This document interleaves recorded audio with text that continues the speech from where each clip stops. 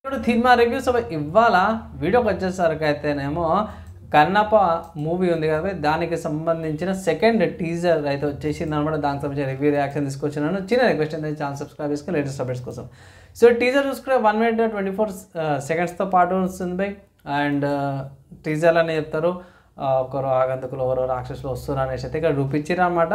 So గుర్రాల మీద వస్తున్నట్టు ఒకటి నాకు ఇక్కడ చాలా మంచి పాయింట్ నచ్చింది ఏంటంటే క్యారెక్టర్ క్రియేషను పర్లేదు బై. బ్యాటిల్ సీన్స్ కాడ, ఫైట్ చేసే సీన్స్ కాడ ఓకే బాగా అనిపించింది. అండ్ మైనస్ ఏడ అనిపించింది అంటే ముందు చెప్తున్నా, మైనస్ ఎక్కడ అనిపించింది అంటే సీన్స్లా ఇది గ్రీన్ స్క్రీన్ అన్నట్టు కొన్ని సీన్స్ గ్రీన్ స్క్రీన్ లాగా కనిపిస్తాయి అనమాట. అక్కడ కొన్ని డైలాగ్స్ ఉంటాయి, మన మంచి మంచి యాక్టర్స్ ఎవరైతే ఉన్నారో సైడ్ యాక్టర్స్ కూడా బాగున్నారు బై. వెంటనే 27 secondsకి మన మోహన్ బాబు గారిది కూడా ఎంట్రీ అవుతుంది అనమాట. దాని తర్వాత మంచు విష్ణు గారిది కూడా ఎంట్రీ చూపించేస్తారు మెల్లమెల్లగా బై. ఇక్కడ అందరు క్యారెక్టర్స్ని కూడా మెల్లమెల్లగా ఇంట్రడ్యూస్ చేస్తూనే ఉంటారు అనమాట.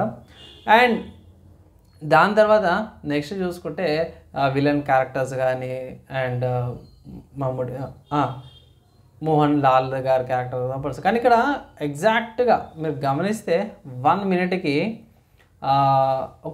ఒక మనిషి నడుస్తున్నట్టు చూపిస్తాడు. అంటే 1 minute ముందు 58th second ఏమో మన అక్షయ్ కుమార్ని కూడా చూపిస్తారు. అక్షయ్ కుమార్ అండ్ కాజల్ అగర్వాల్ ఉన్నాయి, సో కాజల్ గారిని చూపిస్తారు. అండ్ ఎగ్జాక్ట్గా 1 minute మన ప్రభాస్ గారిని బ్యాక్ సైడ్ నుంచి చూపిస్తారు బై. అది బాగా అనిపించింది రుద్రునిలాగా. అండ్ మళ్ళీ మోహన్ లాల్ గారు చూపిస్తారు, విలన్ రోల్ ఉన్నట్టుంది. నెక్స్ట్ ఇక్కడ చూసుకుంటే మాత్రమే ఇక్కడ ఒక డైలాగ్ వస్తుంది, అంత నాస్తికుడు నీ భక్తుడు ఎలా అవుతాడు అనేసి అయితే బై. కాజల్ అడుగుతుంది, అది అంత ఫీలింగ్ రాదు బై. అండ్ అక్షయ్ కుమార్ గారిది శంకరులాగా అంత పెద్దగా అయితే ఏమీ ఎఫెక్ట్ అయితే వస్తలేదు. కానీ ఎండింగ్ మాత్రమే నిజంగా చెప్తున్నా కదా, దీంట్లో ఎండింగ్ ట్విస్ట్ మాత్రము ప్రభాస్ బై.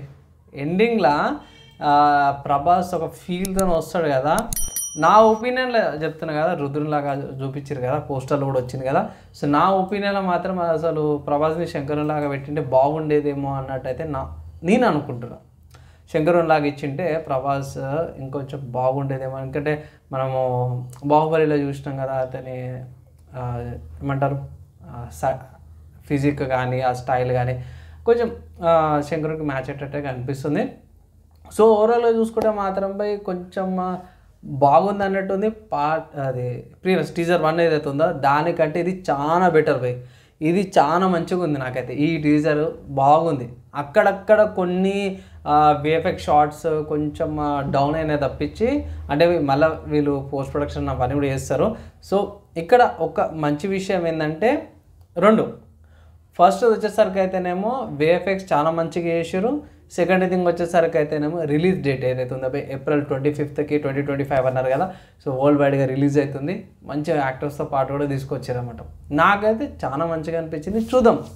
నేనైతే ఒకటే మాట అంటున్నా బై, స్టిల్ ఇప్పటికీ నాకైతే పాతది కృష్ణంరాజు గారిది భక్త కన్నప్ప మూవీ స్టిల్ ఇప్పటికీ నాకు మెదడులో ఉంటుంది. ప్రతి శివరాత్రి కూడా చూసేటోళ్ళం అప్పట్లో చిన్నగా ఉన్నప్పుడు.